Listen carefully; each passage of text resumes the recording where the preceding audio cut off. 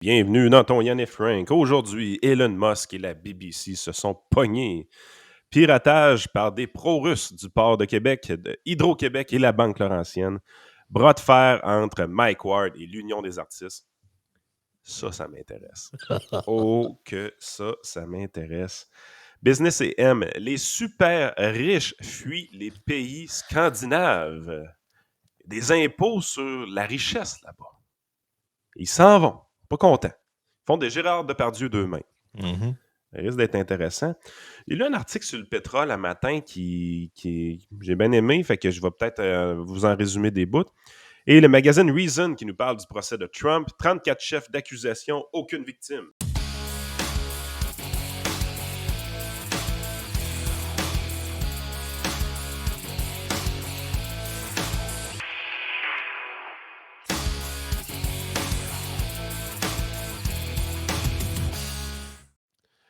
Hey, juste avant qu'on commence, je fais encore mes deux petites plugs parce que je trouve qu'on a vraiment de quoi de le fun cette semaine qui est différent un petit peu d'habitude. Le live du mercredi soir d'hier soir, OK? Entièrement sur l'intelligence artificielle. Ça vaut la peine de l'écouter. C'est pas nos niaiseries habituelles. C'est pas ce qu'on fait généralement qui est multi-sujet. On ne parlait que d'un seul sujet avec un expert en la matière. Fait que vraiment cool hier, le live du mercredi soir, sérieusement. Frank, on va mettre cette entrevue-là aussi dans notre nouveau podcast Spotify qu'on a créé, là, Ouais. le Conciliabule, toutes Yes. les grandes entrevues qu'on fait, là, je pense qu'on va vous mettre ça là-dessus. Cherchez ça, on ne l'a pas encore publicisé trop, c'est quelque chose qu'on va pousser beaucoup pendant l'été. Là. On va faire on essaie de regrouper toutes nos meilleures entrevues qu'on a fait au fil du temps dans le Conciliabule pour que ce soit plus facile pour vous à retrouver. Ça vient un peu pêle-mêle pour les auditeurs. Là. Fait que, ceux qui sont pas sur Patreon et qui n'ont pas toutes les archives, tout là-dessus, vous allez avoir le podcast, mettons, avec Hélène Vuzetti, l'entrevue avec Philippe Couillard. Donc, tous des trucs qui sont différents. J'ai mis aussi des podcasts perso que j'ai fait des entrevues, mon entrevue avec Christian Page.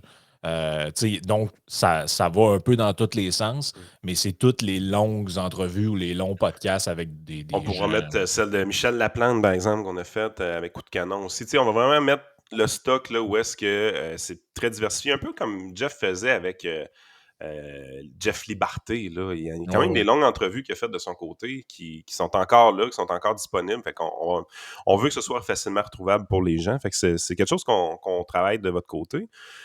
Fait que ça, sérieux, hier, c'était vraiment cool dans les studios de Vauban. Fait que c'était intéressant. Puis, l'autre, justement, c'est ce qu'on va faire dimanche. J'étais en train de parler avec JP Roy, avec Coup de canon. Là, ça devrait être vraiment intéressant. Édouard Julien a joué son premier match dans les majeurs hier. JP était sur place, a parlé à Édouard Julien après le match, était avec sa famille aussi. Fait que sérieusement, je pense que dimanche, on va avoir toutes sortes de cues, d'insights qui se sont passés, comment ça s'est vécu. Puis les gars dans les majeurs, ils font vivre de quoi de le fun vraiment aux kids quand c'est leur premier match. Ouais. Sur son gilet, là, il y a un patch qui indique que c'est ses débuts dans les ligues majeures. À un moment donné, il arrive au bâton, 3 balles, aucune prise. D'une manière classique, tu n'as pas le droit de swinguer généralement 3 balles, aucune prise. Il faut que le coach te donne le green light, qu'on appelle. Il y a un signal qui est fait par le coach de troisième but qui te donne le green light pour avoir le droit de swinguer à 3 balles, aucune prise. Et quand il y a eu un compte de 3 balles, aucune prise, les Twins lui ont donné le droit de swinguer. Fait que ça, c'est là que tu vois hein, beaucoup de classe par les organisations pour le premier match en carrière d'un joueur. Il y a 23 000 personnes qui ont fait un match dans la MLB différentes depuis les années 1800. 23 000, c'est pas beaucoup. Des Québécois, il y en a une trentaine. Fait que là, il y en C'est a... quand même un événement pareil. Oh, c'est un méga événement. Fait que sérieusement, ça va être de quoi qu'on va discuter en profondeur là, avec JP ce dimanche. Fait que c'est une semaine de podcast quand même le fun. Malgré qu'elle était très courte, là, on a des affaires cool qui s'est passées dans la semaine. Yes. Ben justement, parlant d'affaires cool, hier, les gens qui ont manqué Yann et Frank, on a reçu Jérôme Blanchet-Gravel là, qui va collaborer avec nous autres de Aussi. Libre Média. Ça a été vraiment un bon podcast. Le seul désavantage pour les auditeurs, c'est que ça nous a pas permis, parce que là, on voulait garder tout le temps pour les sujets de Jérôme, mais on n'a pas pu faire la victime du jour. Hey.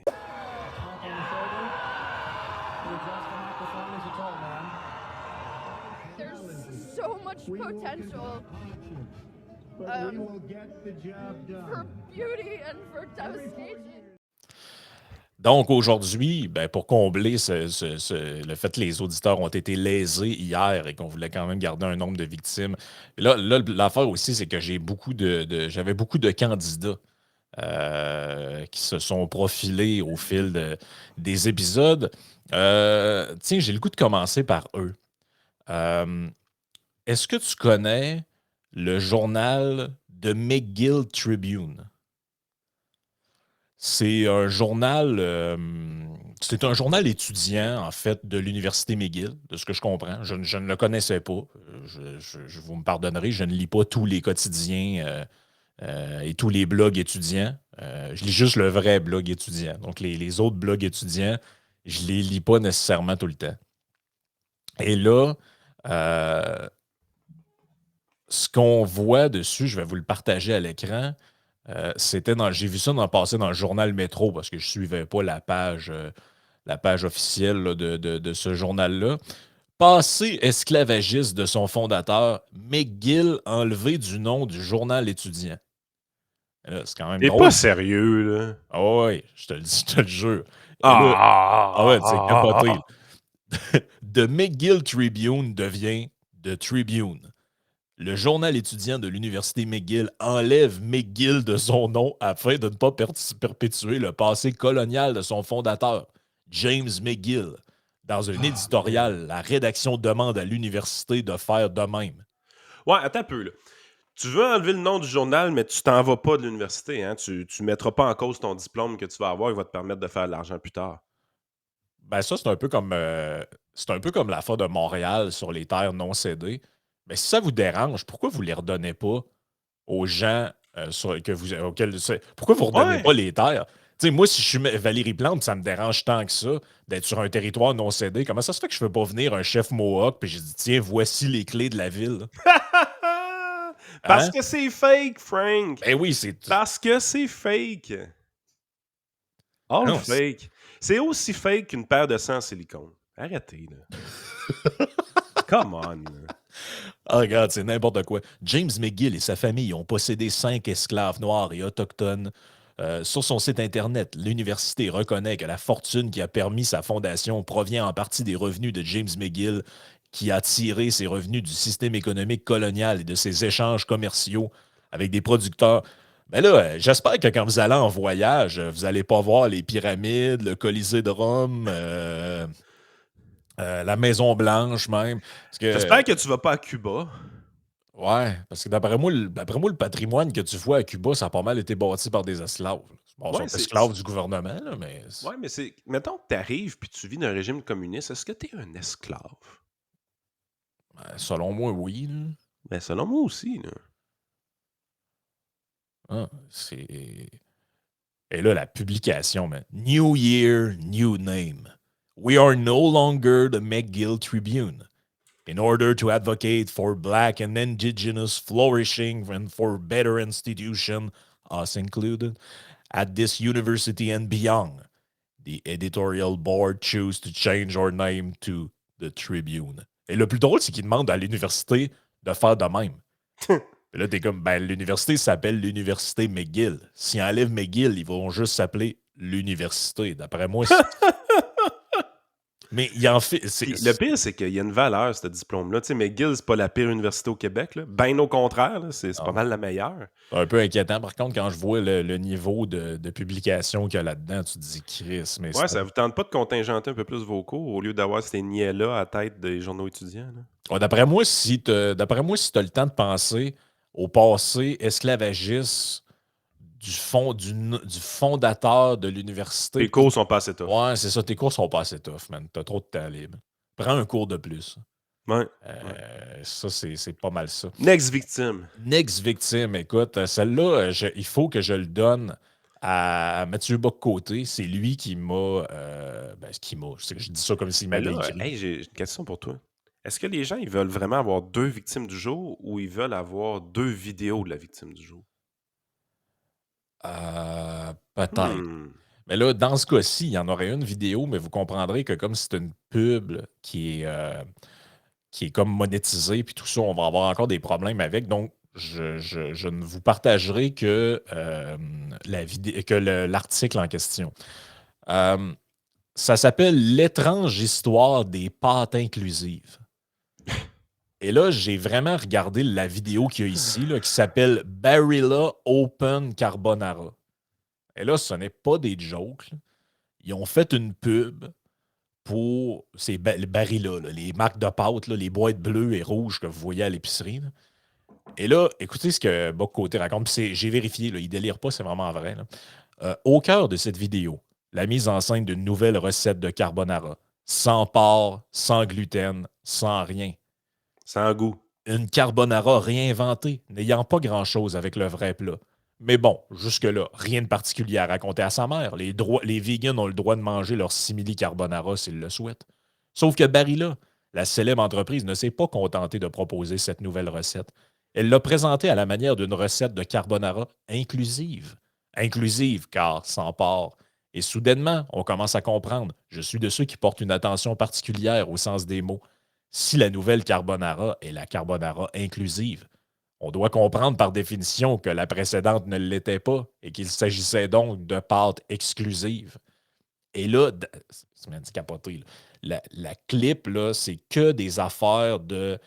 Man, c'est une compagnie de pâtes.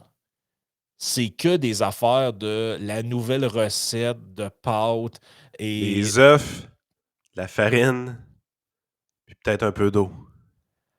Ah ouais, mais là, c'est que des affaires Ah, ça célèbre le multiculturalisme. Puis man, là, ces compagnies-là sont brisées, sont polluées par ce politiquement correct-là, mais c'est débile, là. Et là, ce que je trouve drôle, c'est la fin du texte. Il dit en gros, Barilla idéologise et politise. Mais si on note que Barilla idéologise et politise, on se fait alors accuser de politiser et d'idéologiser. La réalité est inversée. Les gardiens du dogme diversitaire vont même mentir ouvertement en faisant semblant que Barilla propose non pas une nouvelle version moralement supérieure, mais une version de substitution.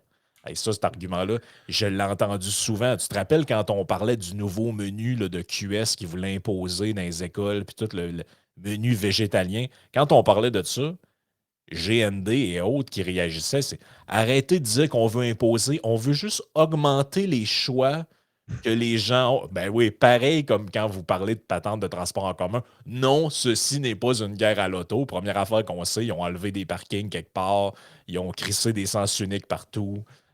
Non, c'est ça. Prenez-nous pour des caves. La tablette des légumes bio, puis des produits bio, puis la rangée des affaires bio à l'épicerie, es-tu grande? Es-tu grosse? Es-tu sur plusieurs rangées? Non, hein? Il y a une raison pour ça. Ah, mais Est-ce qu'on vous l'explique ou... hein? Mais il y a un bout qui m'a intéressé à la fin du texte, là. Ça, cette phrase-là, je trouve qu'elle amène quand même à réfléchir. Il dit ils mentent pour faire semblant que l'idéologie est absente de ce choix publicitaire. Ne nous en surprenons pas. La méthode est désormais connue. Les progressistes avancent en prétendant qu'il n'existe pas. Ça, je sais pas si tu as déjà pensé à ça, mais c'est vrai en sacrifice, là. Il t'arrive toujours avec des affaires ni queue ni tête. Ça fait réagir le monde. Les gens sont comme, ben voyons. Puis après, qu'est-ce qu'ils font? Ils font, mais de quoi vous parlez? On n'a jamais dit ça. Ben, c'est la technique Sandrine Rousseau. Elle arrive avec des trucs, la française écologiste, là, qui arrive tout le temps avec des affaires fuckées, le barbecue masculiniste. Puis là, oh oui, parce qu'elle disait, là, Je sais. puis il y a eu plein d'autres affaires de ce type-là. Mais quand elle se fait confronter là-dessus, non, mais c'est pas ça que j'ai dit, vous avez déformé mes propos. Puis là, elle essaie de jouer la nuit. Mais ça, c'est une technique, hein, d'argumentation, c'est que tu provoques quelque chose en disant des affaires complètement loufoques, puis après, tu nuances. Hey, j'aurais pu mettre ça aussi dans. Je te le dis, tout le monde pourrait faire la victime du jour aujourd'hui. Elon Musk, avec le journaliste de la BBC. Ça, c'est Là, vraiment ça, ils drôle, sont pas là. contents parce qu'ils ont... Elon, là, la nouvelle version de Twitter, il y a des comptes que c'est écrit « government funded ». Ouais. Fait qu'avant ça, c'était drôle. C'était les Russes qui avaient ça, là, avec RT et toutes ces patentes-là. Là. Mais là, on s'est rendu compte que la BBC puis même la CBC au Canada étaient financés par les gouvernements aussi. Ben, je vais juste partager pour que les gens voient ce à quoi tu fais référence.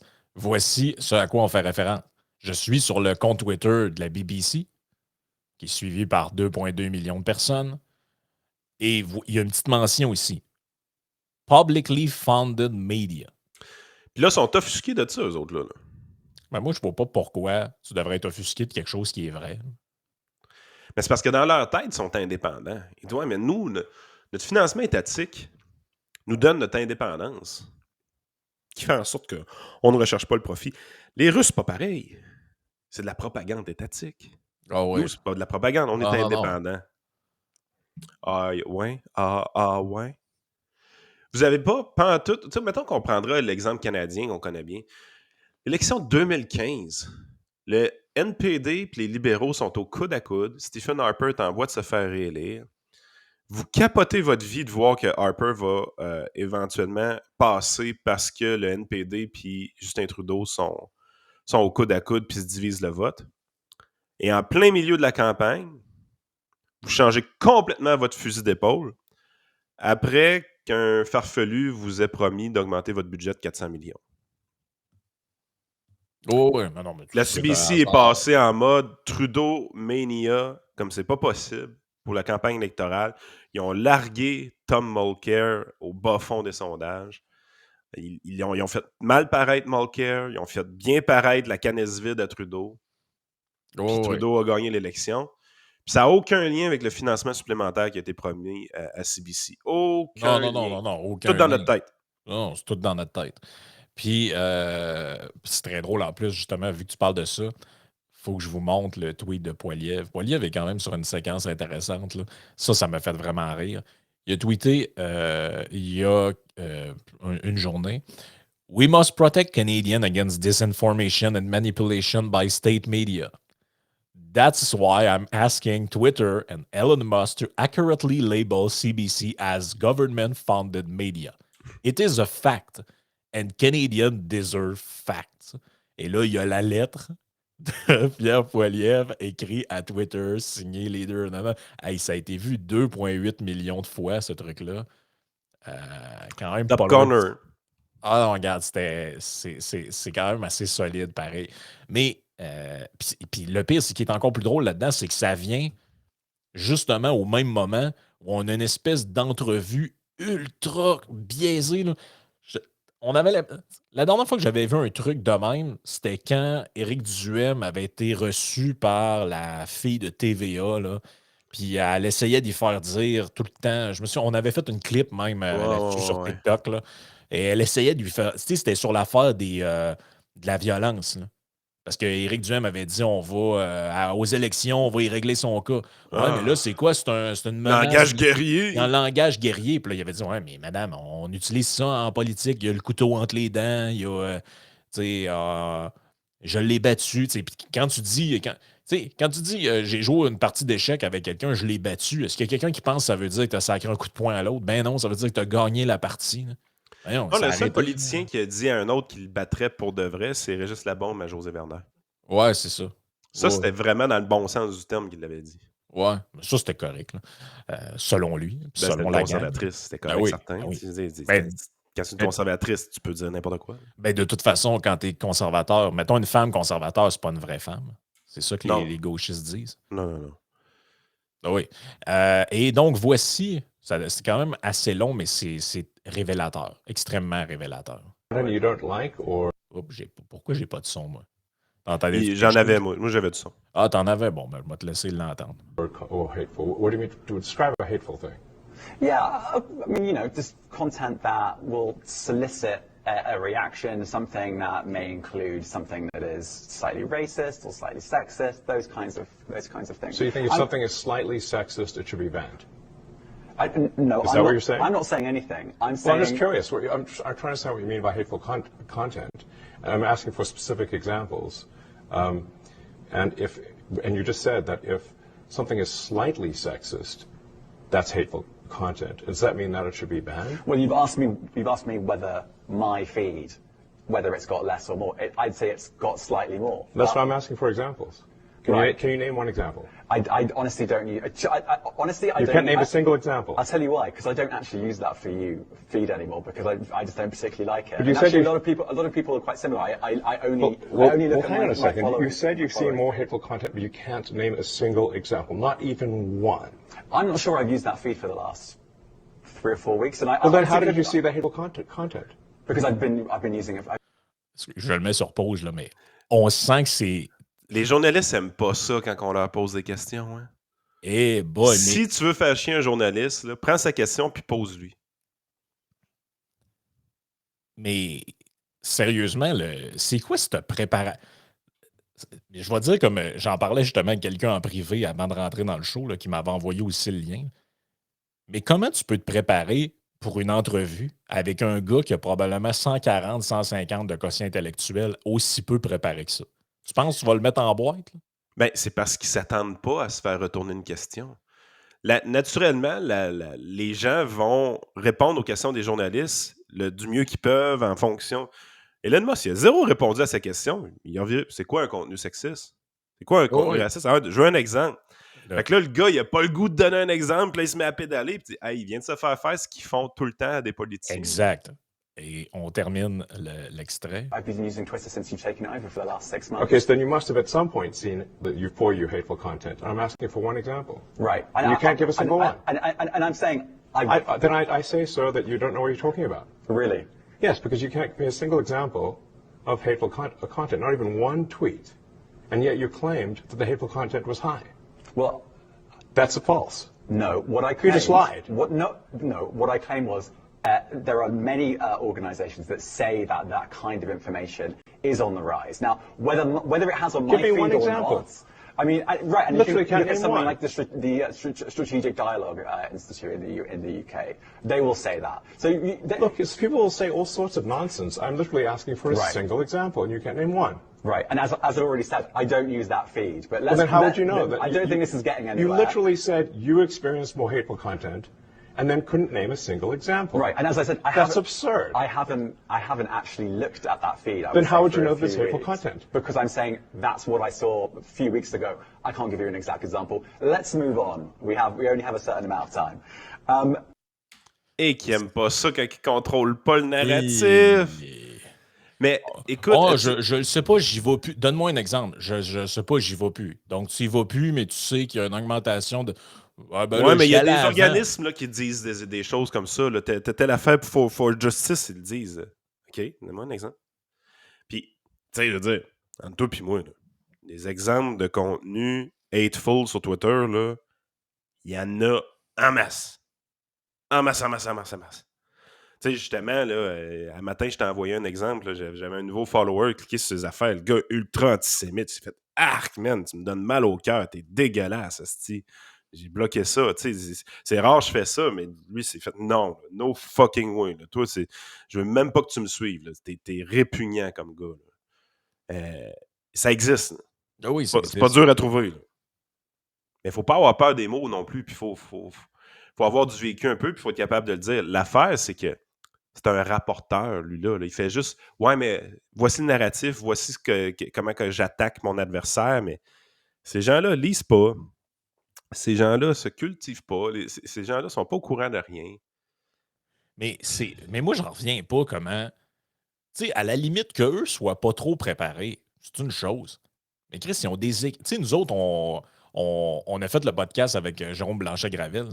Puis Chris, les questions qu'on y pose, là, puis les trucs qu'on a. J'ai pas quelqu'un d'une oreillette, j'ai pas des cartons là, qui m'ont été préparés par une équipe de recherche. L'équipe de recherche, c'est nous autres.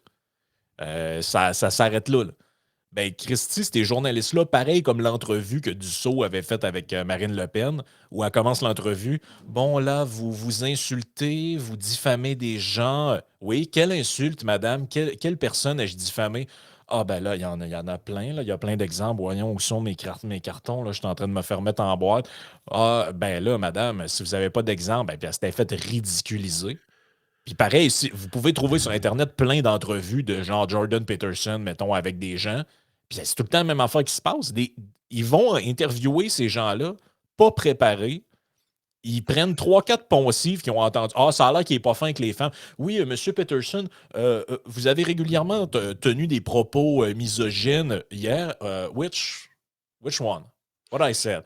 Ben là, j'ai ça ici. Vous avez. Non, I never said that. Puis là, tu sais, avec les gars. Puis là, le gars, il est fourré parce qu'ils sont pas préparés. Ils vont interviewer du monde qu'ils connaissent pas ou qui ont rien qu'entendu. Tu sais, le gars, il avait rien qu'à ouvrir Twitter 5 minutes avant puis prendre des. Regarder, Chris, il en aurait trouvé, comme tu dis, il y en a partout. Non, exactement. Puis tu sais, on va se le dire, un, ils sont pas forts. Deux, ils sont mal préparés.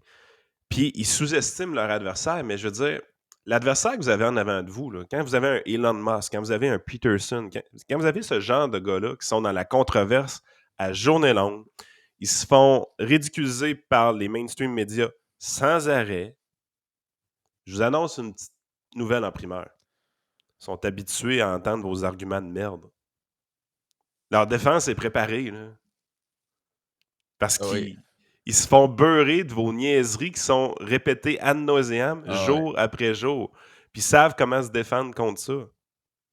Ah ouais, c'est toujours les mêmes arguments. Moi, c'est comme quand quelqu'un, moi, pense que ça va me déstabiliser de me faire dire genre ah, c'est ça, coloniser, déménage donc aux États-Unis. T'es comme ben oui, si ça Je pense fait que t'es le premier, là. Ouais, tu penses-tu que t'es le premier à m'écrire ça, man? Ça doit faire 4000 fois que je le vois, ce commentaire-là. À toutes les fois, je réponds vous auriez intérêt à raffiner vos insultes, qu'on commence à avoir fait le tour. Là. C'est toujours la même affaire. Puis quand on parle à des gens qui sont du milieu traditionnel, ce qu'on se rend compte, c'est que quand on avance certains arguments de leur côté, on les prend complètement au dépourvu, puis ils n'avaient jamais vu le problème de cette façon-là, ou ils se l'étaient jamais fait exposer de cette façon-là. Puis ils nous trouvent assez radicaux dans notre façon de voir les choses. Tu sais, je me rappelle avec Hélène Buzetti, il y a des choses qu'on a dit dans le podcast, puis tu voyais les yeux, tu es là, attends un peu, moi je n'irais pas là. Puis là, tu sais, l'importance tout de dire non, moi je n'irais pas là. Mais la réalité, c'est que tu dis, ce que je viens de dire, c'est pas si pire que ça. Là. Tu sais, maintenant, je pense que j'avais dit. Par exemple, sur les trucs des l'inflation. Médias, ouais, l'inflation, mais ouais, c'est ça. La manière qu'on traite l'inflation au Canada, je trouve que c'est une catastrophe. Les journalistes qui parlent d'inflation, qui parlent d'économie, n'ont aucune connaissance économique, ne comprennent pas comment ça marche. J'ai dit, c'est vraiment une catastrophe. Elle dit, ben là, franchement, là, non, c'est vrai que la guerre en Ukraine et les chaînes d'approvisionnement, c'était la cause. Non, justement. Non! C'était pas ça, la cause. La cause, c'est qu'il y a une masse monétaire qui a augmenté fortement par la Banque centrale, puis un gouvernement de l'autre bord qui augmentait les déficits en même temps. C'est ça, la cause. Il n'y a pas un foutu journaliste dans les médias qui était capable de le dire. Puis notre argument, à ce moment-là, a l'air radical, a l'air extrême. Puis il se sentait confortable de ridiculiser des Pierre Poilievre puis des Éric Duhem qui disaient la même affaire. Hey, on sort-tu les vieux tweets de Mitch Garber là-dessus? Tu sais. Hey, c'est une catastrophe. Ces gens-là, moi, j'irais me cacher. Là. J'irais me cacher avant. Hey, veux-tu que je te donne. Ne prenez. Il y avait un tweet de Mitch Garber, c'était ne prenez surtout pas vos leçons d'économie chez Éric Duhem, parce qu'il disait que l'inflation, c'était justement un peu ce qu'on dit là, à cause du gouvernement qui a dépensé comme une poule pas de tête, puis qui a creusé un déficit, puis qui a augmenté la masse monétaire, puis tout. Hey, tout le monde sait que c'est relié au bris des chaînes d'approvisionnement et que c'est mondial. Là, tu sais, c'est comme Chris. Ça a-tu été cassé, il y a un peu cet argument-là, pareil, hein? Ça a été pété, là. Je veux dire, le prix du pétrole il est revenu à 80$. Puis la Chine a réouvert. Puis il y a encore de l'inflation. On est encore à 5%. Oui, puis c'est drôle, hein, que les pays n'ont pas tous le même taux d'inflation. Non. Hey, ça, c'est spécial, pareil. C'est spécial, tu sais, la Suisse, là, qui est comme au milieu de tout le monde, mais qui n'est pas dans l'euro, là, ils n'ont pas le même taux d'inflation que les Européens. Ouais, c'est donc bien spécial, ça. Ouais. Puis comment ça se fait, mettons, qu'en Argentine ou dans d'autres places de même, ils ont un taux d'inflation ultra élevé? Ça doit être parce qu'eux autres sont plus impactés par la Chine. La guerre en Ukraine les touche plus. Oui, c'est ça. L'Argentine est vraiment plus touchée par la guerre en Ukraine. Ça doit être pour ça. Non, mais c'est des... on en parle, puis j'en ris, mais à quelque part, c'est même pas drôle. Puis tu sais, là, on arrive dans un crunch au niveau inflation. Je vais parler vite fait un peu de l'article que j'ai lu ce matin sur Yahoo Finance. C'est rare, je vais faire ça, parler d'un article économique que j'ai trouvé bon, honnêtement. Là. C'est très, très rare que je vais faire ça parce que généralement, même si je suis un gars de finance, ce que je lis en finance, c'est souvent de la grosse bullshit. Là.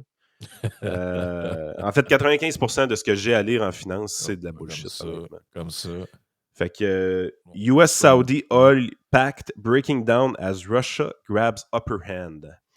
Grosso modo, là, la thèse dans l'article est relativement simple. C'est que on s'en va dans une année électorale en 2024 aux États-Unis.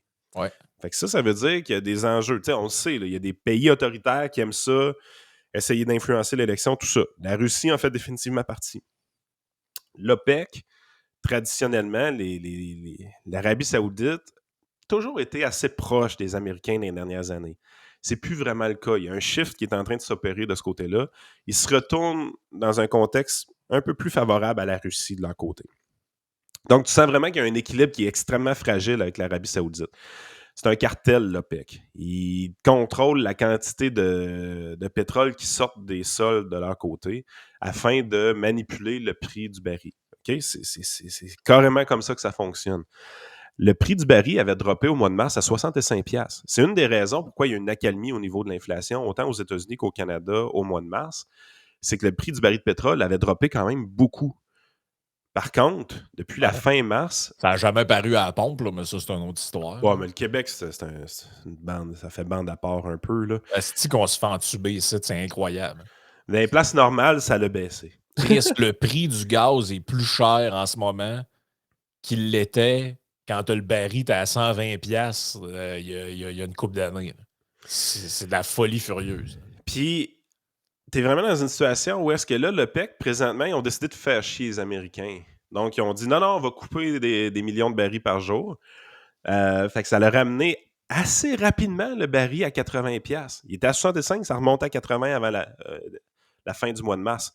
Fait que les chiffres d'inflation du mois d'avril, on sait déjà que ça va être un petit peu plus tough de continuer à avoir une baisse. On est à 5% aux États-Unis. Il n'y a personne qui fait de projection encore pour le mois d'avril, mais tu sais, là, ça va commencer à être vraiment difficile de dropper en bas de 5. On disait que, de ce que j'ai vu, le gars de la Banque centrale, il disait que c'était 4,5 ici. Exact. C'est pas 2 comme on souhaite. Puis, mais là, le prix du baril a remonté, puis il menace de monter un peu. Puis le graphique qu'ils ont sorti dans l'article de Yahoo Finance est quand même le fun. Ils ont dit, écoutez, avec un baril du pétrole à 75$ en 2024, normalement, on devrait retourner à 2% d'inflation. Par contre, avec un baril à 92, on est plus autour de 3. Puis avec un baril à 122, on est plus autour de 4%. Mettons que ton but, c'est de faire chier les Américains pendant la campagne électorale. Ça se peut-tu qu'on ait d'autres coupures de l'OPEC avec la Russie? Ouais. Ça, c'est un couteau à double tranchant parce que ça peut vouloir dire ça, mon gars, c'est un cadeau du ciel pour Donald Trump. Là. Parce que lui, il va arriver et il va dire ben là, vous voyez, depuis que le gars qui fait des pocs dans ses shorts est élu, votre prix du gaz a explosé. Que ça ait rapport ou pas, on s'en fout. Mais c'est sûr qu'ils vont instrumentaliser ça. C'est sûr. Parce que ça vaut des votes aux États-Unis. Là. Le prix à la pompe, là, c'est directement proportionnel à des votes. Là. Puis tu es vraiment dans une situation où est-ce que la Russie tire avantage d'un prix du baril élevé également parce que ça lui permet de financer sa guerre en Ukraine quand ils vendent des barils vraiment chers.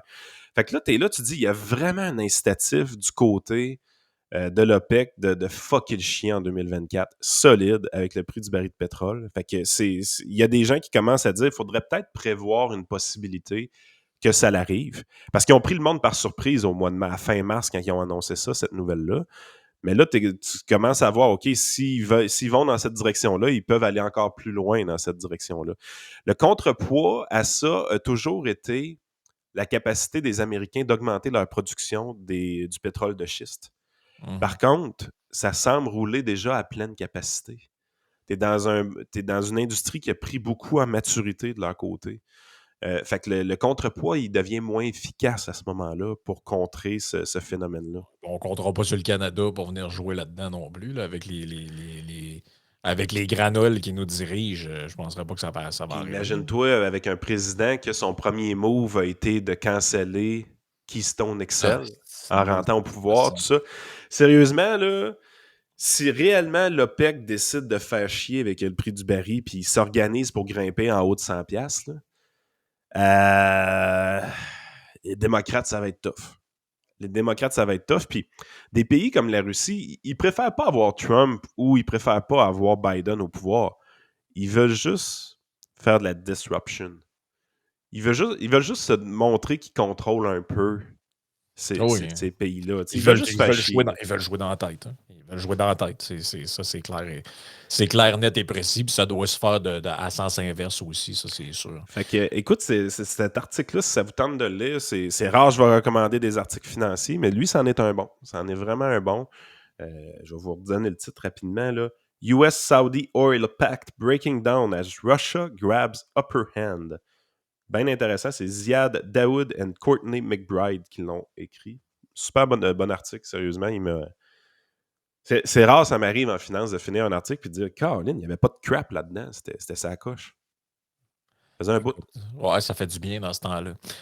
On va passer à la partie Patreon. On n'a pas eu le temps de parler de l'histoire de Mike Ward avec l'UDA, fait qu'on va le faire là. C'est vraiment un dossier intéressant. Vous allez voir, ça va très clairement vous intéresser. Il y a des enjeux là-dessus. C'est une drôle de gang, hein. L'Union des artistes. Là. C'est une très patente à gosse inutile, l'Union des artistes. Très drôle de gang.